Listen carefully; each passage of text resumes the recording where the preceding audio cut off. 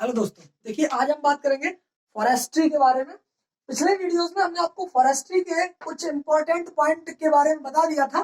तो देखिए पिछले वीडियो में लगभग हम आपको 3 वीडियो प्रोवाइड करा चुके हैं। कितने वीडियो? 3 वीडियो आपको प्रोवाइड करा चुके हैं। उसमें जो है आपका फॉरेस्ट्री में जो कुछ भी आपका बचा हुआ पोर्शन है, जितना आपका बचा हुआ पोर्शन है उसमें से आपका क्या है, जैसे हमने पिछले वीडियो में आपको बताया था रीजनरेशन के बारे में। क्या बताया था? रीजनरेशन के बारे में बताया था। रीजनरेशन क्या होता है? पुराने वन वृक्षों को उनका क्या करना, नवीनीकरण करना। किन दो माध्यमों से? हमने आपको बताया था, एक तो होता है आपका नेचुरल, यानी कि या तो नेचुरल हो जाए, और दूसरा होता है आपका आर्टिफिशियल। ठीक है, तो एक होता है आपका नेचुरल, दूसरा होता है आर्टिफिशियल। नेचुरली रूप से यदि जब हो जाता है तो उसे हम नेचुरल रीजनरेशन कह देते हैं, और जब हम आर्टिफिशियली करते हैं तो उसे हम आर्टिफिशियल रीजनरेशन के नाम से जानते हैं। इसे हम दो प्रकार से, यह दो प्रकार से होता है, एक बाय सीड हो जाता है, दूसरा आपका वेजिटेटिव मीन्स के द्वारा होता है। किसके द्वारा होता है? वेजिटेटिव मीन्स के द्वारा होता है। बाई सीड में हमने आपको बताया था कि इसको प्रभावित करने वाले कई कारक होते हैं, उनके बारे में बता दिया था। जैसे आपका बीज का आकार होता है, दूसरा आपका बीज का विसरण होता है, उसके बाद बीज का आकार होता है, बीज का विसरण होता है, बीज का उत्पादन होता है, बीज का उत्पादन, उसके अलावा बीज का स्थापन। स्थापन तो स्थापन के बारे में हमने नहीं बता पाया था, तो यहाँ पर हम बता देते हैं स्टेब्लिशमेंट ऑफ सीड। क्या? स्टेब्लिशमेंट ऑफ सीड, मतलब इन सभी चीजों के बारे में हमने आपको बता दिया था पिछली वीडियोस में। Establishment seed, establishment of seed का क्या मतलब है कि देखिए इन सभी चीजों के बारे में बात कर ली थी। चौथा था आपका बीज का स्थापन। बीज का स्थापन में क्या था कि जो है आपका इसमें बीज का अंकुरण भी आता है। क्या आता है? अंकुरण। तो यह भी हमने बताया था कि बीज के अंकुरण को प्रभावित करने वाले दो मुख्यतः कारक होते हैं, एक होता है आंतरिक कारक और दूसरा होता है बाह्य कारक। आंतरिक कारक में हमने आपको कई प्रकार की चीजें बताई थी, उनको याद रखना। दूसरा था आपका बाह्य कारक। तो ये सब चीजें बात करते हैं बीज का स्थापन में। बीज का स्थापन का मतलब होता है हमने अपने बीज को, सीडलिंग को हमने, यानी कि सीड को हमने बो तो दिया, हमने उसकी सोइंग तो कर दी, लेकिन क्या वह स्टैब्लिश हो पा रहा है? मतलब उसके सीडलिंग्स जैसे ही निकलते हैं, जो आपके सीडलिंग्स होते हैं, जैसे ये सीडलिंग्स निकलते हैं तो क्या इनका पूर्ण रूप से यह ग्रो कर पा रहे हैं या नहीं? जब कोई सीड पूर्ण रूप से ग्रो कर पाता है तो उसका तो उसे कह देते हैं कि अब इसका स्टैब्लिशमेंट हो गया, यानी कि उसकी उस स्टेज तक पहुंच जाए कि यह अब पूर्ण रूप से वृद्धि कर ले। जब वह पूर्ण रूप से वृद्धि कर लेता है तो उसे हम कहते हैं स्टैब्लिशमेंट ऑफ सीड। क्योंकि ज्यादातर जो आपके सीड होते हैं, हो सकता है कि वह कहीं ना कहीं, हमने आपको इस पर इफेक्ट करने वाले कई कारक बताए थे, उनको मद्देनजर रखते हुए आपको देखना होगा कि जो है आपका इसमें काफी चीजें होती हैं। जैसे इस पर कभी ताप होता है, आर्द्रता होती है, और उसके अलावा कई क्लाइमेटिक फैक्टर्स होते हैं जो कि इसको अफेक्ट करते हैं। तो जब यह अच्छी तरीके से कंप्लीट हो जाता है और उस फेज तक पहुंच जाता है कि हाँ यह बीज जो है आपका जो सीडलिंग बनकर के तैयार हुए हैं, तो वह जो सीडलिंग है वह जो है आपका उगने के लिए और पूर्ण रूप से वृद्धि करने के लिए तैयार है, तो उसे हम कह देते हैं बीज का स्थापन, और एक जगह से दूसरी जगह उसे हम स्टेब्लिशमेंट कर देते हैं। यही आपका बीज का स्थापन होता है। ये थी बात आपकी रीजनरेशन की एक पार्ट की, जिसे हमने नाम दिया था बाई सीड। बात करते हैं वेजिटेटिव मीन्स के द्वारा। तो देखिए जो वेजिटेटिव मीन्स होता है उसे हम कई प्रकार से, जैसे बाई वेजिटेटिव मीन्स होता है उसे हम कई प्रकार से, वेजिटेटिव मीन्स को सबसे पहले इसको साफ करते हैं थोड़ा सा और देख लीजिएगा सही से, और इसके जो उद्देश्य होते हैं वह पूछ लिए जाते हैं। ठीक है, तो जो आपका वेजिटेटिव के द्वारा होने वाला आपका रीजनरेशन होता है वह किस प्रकार से होगा? वेजिटेटिव, देखिए इसका उद्देश्य क्या होता है? एक तो सबसे ज्यादा कि एक पौधे से हमें कई पौधे प्राप्त करने का उद्देश्य होता है। क्या होता है? एक पौधे से कई पौधे प्राप्त करना, एक पौधे से कई पौधे प्राप्त करना। और आपका दूसरा होता है कि जिन वृक्षों में बीज नहीं बन पाते हैं, जिन वृक्षों में बीज बनने का गुण ना हो, बनने का गुण ना हो, यानी कि जिन वृक्षों में जिन वन वृक्षों में बीज नहीं बन पाते हैं, सीड नहीं बन पाते हैं, तो वहां पर हम क्या करते हैं, वेजिटेटिव मीन्स मतलब उसके किसी ऐसे भाग को जिसमें वृद्धि, जिसमें ऐसी क्षमता होती है जो कि स्वयं अपने जैसा पौधा उत्पन्न करने की क्षमता रखता हो, उसको हम ग्रो कर देते हैं, वही आपका वेजिटेटिव मीन्स कहलाता है। ऐसा पौधे का वह कोई भी ऐसा पार्ट जो कि अपने जैसी संतान पैदा करने की क्षमता रखता हो, वह आपका वेजिटेटिव पार्ट कहलाता है और वेजिटेटिव मीन्स कहलाता है। ठीक है, तो जैसे हमने आपको बताया कि जैसे आपका आपने पढ़ा होगा, जैसे आपके राइजोम्स होते हैं, रूट्स होती हैं, रूट्स होती हैं, राइजोम्स होते हैं, और जो है आपके बल्ब होते हैं।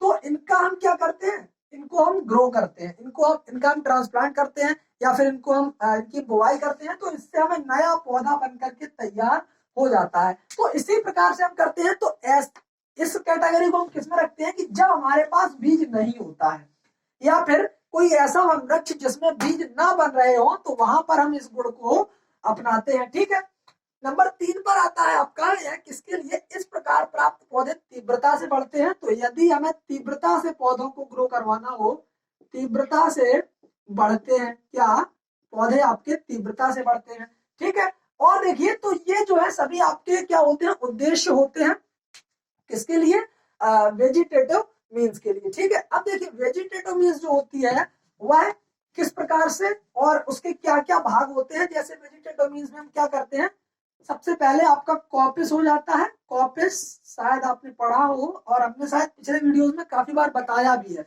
तो उसका थोड़ा सा अंदाज दे दिया था। यहाँ पर हम आज इसको पढ़ेंगे पूर्ण रूप से। कॉपिस होता है, बाई पोलार्डिंग हो जाता है, बाई पोलार्डिंग हो जाता है, और इसके अलावा by root suckers, by root suckers हो जाता है, कर दिया जाता है, और आपका बाई राइजोम, बाई राइजोम। तो ये जो है आपके रूट सकर्स हो गए, बाई राइजोम्स हो गए। तो ये क्या है, ये आपके किसी ना किसी पौधे के एक भाग ही तो होते हैं, एक पौधे का, अब एक प्लांट का पार्ट होता है, ये एक प्लांट पार्ट होता है। जैसे आपने राइजोम को पढ़ा होगा, इसमें हम किसको, अदरक को रखते हैं, किसको रखते हैं, जिंजर को रखते हैं, और जो है आपका हल्दी होती है, ठीक है, टर्मरिक। तो यह तो आपके हॉर्टिकल्चर में है, लेकिन यहाँ पर हम बात कर रहे हैं वन वाले वृक्षों की, वन वृक्षों की। तो वन वृक्षों की भी हम बात कर लेंगे। पहले समझते हैं कोपायस के बारे में, कॉपिस के बारे में। कॉपिस क्या होता है, इसके बारे में थोड़ी सी चर्चा कर लेते हैं। जो कि आपका कॉपिस होता है, उसको हम क्या करते हैं, मान लीजिए कि आपका पूर्ण रूप से पेड़ यहाँ पर खड़ा हुआ है, ठीक है, ये जो है आपका पूर्ण रूप से पूर्ण वृक्ष खड़ा हुआ है, ठीक है, ये इतना पोर्शन जो है आपका जमीन में है नीचे, और ये आपका एरियल पोर्शन है जो कि वायु में है। ठीक है, तो ये आपका जो वृक्ष खड़ा हुआ है, इसको हमने क्या किया, इसका नवीनीकरण करने के लिए हमने क्या किया, इसकी शाखाएं थी, इसकी पूरी शाखाएं, और बल्कि यहां से इस तने को लगभग हमने 15 से जमीन की मतलब धरातल की ऊंचाई से लगभग 15 से 25 सेंटीमीटर की ऊंचाई से हमने इसको काट दिया। कितना काट दिया, 15 से 25 सेंटीमीटर की ऊंचाई से हमने इसको पूरा खत्म कर दिया, पूरा खत्म कर दिया। 15 से 25 सेंटीमीटर की ऊंचाई से हमने इसे खत्म कर दिया। इस प्रोसेस को हम कहते हैं, क्या कहते हैं, कोपायसिंग कहते हैं, या कोपायस कहते हैं। इस प्रोसेस को हम कहते हैं कोपायसिंग। ठीक है, तो इस प्रोसेस को जब हम कोपायसिंग कहते हैं, तो क्वेश्चन यहाँ पर भी पूछ लिया जाता है कि कोपायसिंग कई प्रकार की होती है, और जो है कई प्रकार की होती है, इसे कई भागों में बांटा भी गया है, और कौन से प्लांट में कितनी अच्छी कॉपायसिंग होती है, और किन किन प्लांट्स में हम कॉपायसिंग कर सकते हैं, और किन प्लांट्स में हम कॉपायसिंग नहीं कर सकते हैं। तो देखिए बात कर लेते हैं उन कॉपायसिंग के बारे में। देखिए अब यहीं पर हम इन चीजों को भी, पोलार्डिंग को भी क्लियर कर देते हैं, उसके बाद हम कॉपायस पर बात करेंगे। जैसे ये तो था, हमने 15 से 25 सेंटीमीटर की ऊंचाई से हमने इसको काट दिया। दूसरा था आपका, मान लीजिए कि ये एक प्लांट आपका और है, ठीक है, ये प्लांट आप एक बार और एज्यूम कर लीजिए, और ये है आपका मृदा सॉइल, जो कि आपकी सॉइल है। यहां से हमने क्या किया, इसको हमने जो है लगभग 4 से 5, 3 से 4 मीटर, 3 से 4 मीटर, या फिर 4 से 6 फुट, 3 से 4 मीटर ना कहें बल्कि 2 से 3 मीटर, 2 से 3 मीटर या 4 से 6 फीट, कितना 4 से 6 फीट या फिर 2 से 3 मीटर। जब हम 2 से 3 मीटर या 4 से 6 फीट की ऊंचाई से किसी पौधे को काट देते हैं या उसे क्या कर देते हैं, यहाँ पर हम बर्न भी कर देते हैं कोपासिंग में, या तो हम उसे जला देंगे, बर्न कर देंगे, या फिर हम उसकी हार्वेस्टिंग में कटिंग कर देंगे, ठीक है। तो यहाँ पर हम क्या करते हैं, उसको हम कट कर देते हैं और इतना जो ऊपर का क्राउन होता है इसको हम हटा देते हैं। सिर्फ 2 से 3 मीटर की ऊंचाई से हम उसको हटा देते हैं, या फिर ये जो आपकी ऊंचाई होती है, हाइट होती है, इसी को आपके एग्जाम में पूछा जाता है। किस प्रकार से पूछा जाता है कि पोलार्डिन की आदर्श ऊंचाई क्या होती है। पोलार्डिन की आदर्श ऊंचाई क्या होती है, तो पोलार्डिन की आदर्श ऊंचाई यदि आपको फीट में दी गई है तो फीट में आपको 4 से 6 फीट या 5 फीट दी होगी, तो हमने आपको बताया है 4 से 6 फीट, तो आपको आंसर सही करना पड़ेगा 5 फीट या 4 से 6 फीट वाला आपको ऑप्शन मिल जाएगा, ठीक है, वह कर देंगे। और यदि मीटर में दी हुई है तो वह आपकी 2 से 3 मीटर या यहाँ पर 2.5 मीटर भी हो सकता है, 2 मीटर भी हो सकता है और 3 मीटर भी हो सकता है, इसी प्रकार से उसके आंसर होंगे, ठीक है।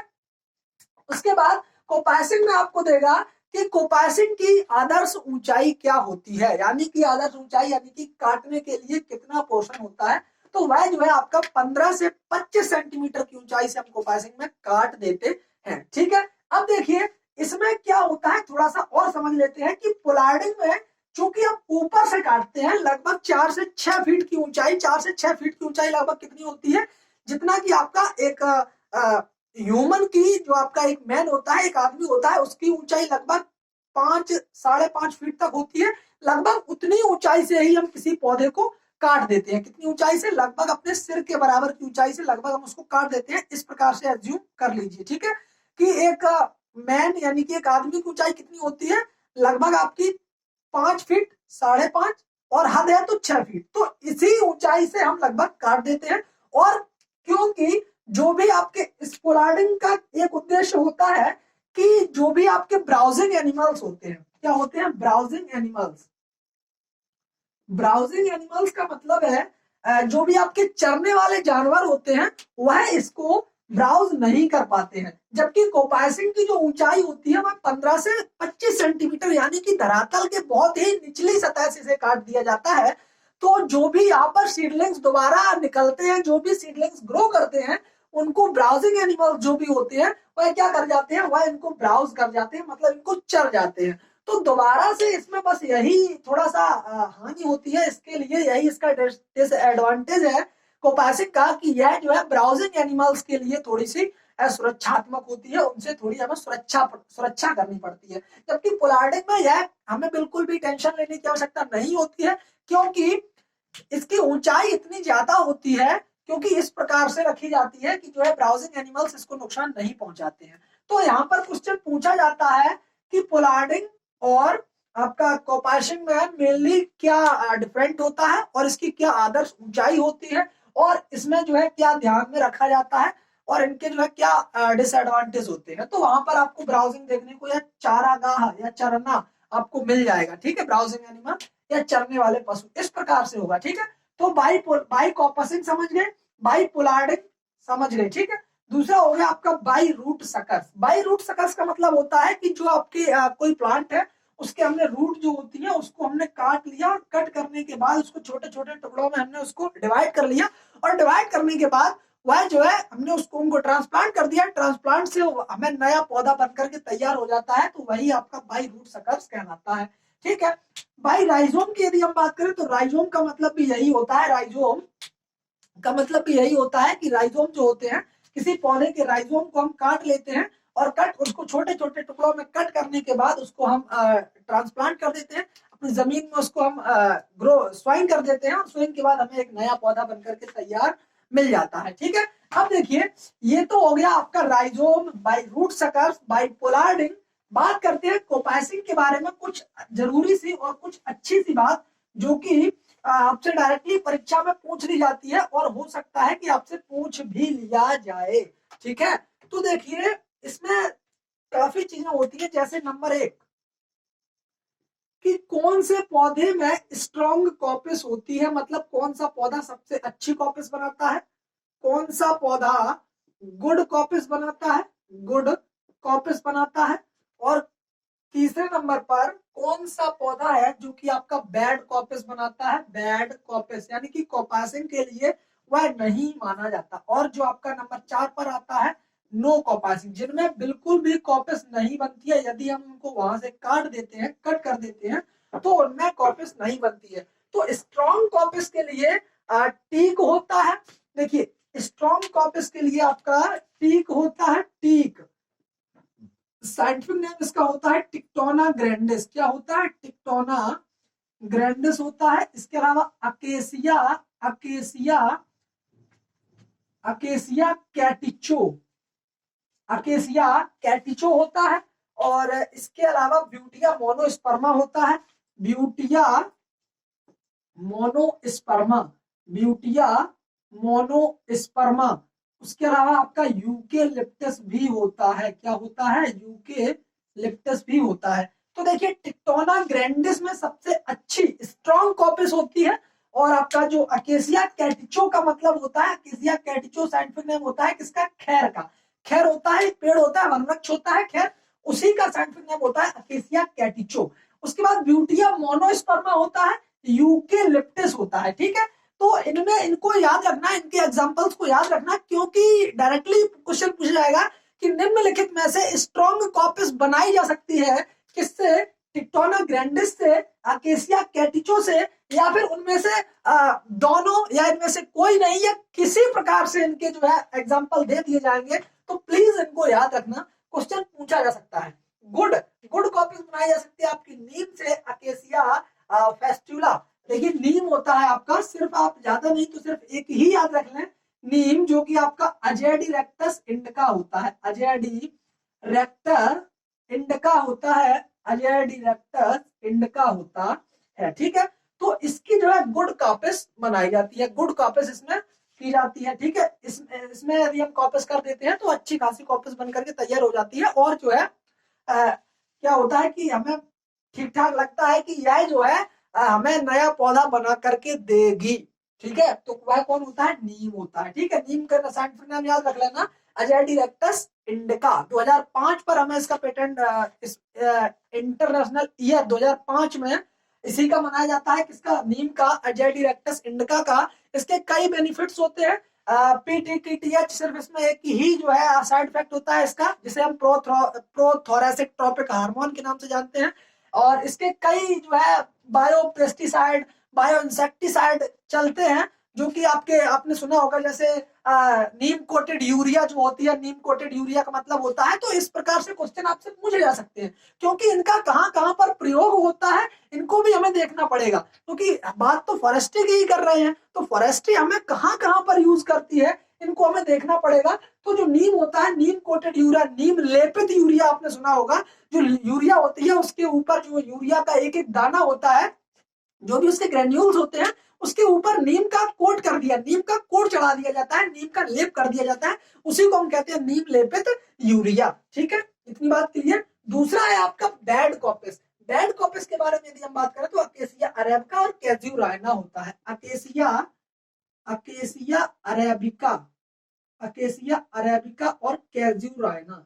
देखिए इनके बारे में यदि आप परेशान हो रहे हैं कि इनके साइंटिफिक नेम है ये, तो साइंटिफिक नेम बताने का मतलब मेरा सिर्फ यही है कि आपको याद हो जाए। ठीक है, और दूसरी चीज, इनके साइंटिफिक नेम के बारे में यदि आप थोड़ी सी भी टेंशन ले रहे हैं तो प्लीज टेंशन ना लें, हम इसका जो है आपको पूरा का पूरा टेबल फॉर्म में प्रोवाइड करा देंगे, आप परेशान ना हो। ठीक है, और इनको याद करना पड़ेगा आपको, कुछ ज्यादा नहीं तो मेनली आपको याद करने पड़ेंगे। जैसे टीका होता है, क्या टीका? टिक्टोना ग्रैंडिस होता है। बेलुआ जिसे हम बोलते हैं वह आपका एजिल मार्मेलॉस होता है। मलबेरी मोरस एल्बा होता है। नीम अजेडिरेक्टस इंडिका होता है। दूसरा आपका अकेसिया कैटिचो जिसे हम खैर बोलते हैं। ब्यूटिया मोनिस्पर्मा होता है। उसके अलावा जो है आपके कई प्रकार के होते हैं, तो इनको थोड़ा याद रखना पड़ेगा। नो कॉपिस, किसमें कॉपिस बनती ही नहीं है, तो वह है आपका सिट्रस देवदारा। कौन है? सिट्रस देवदारा।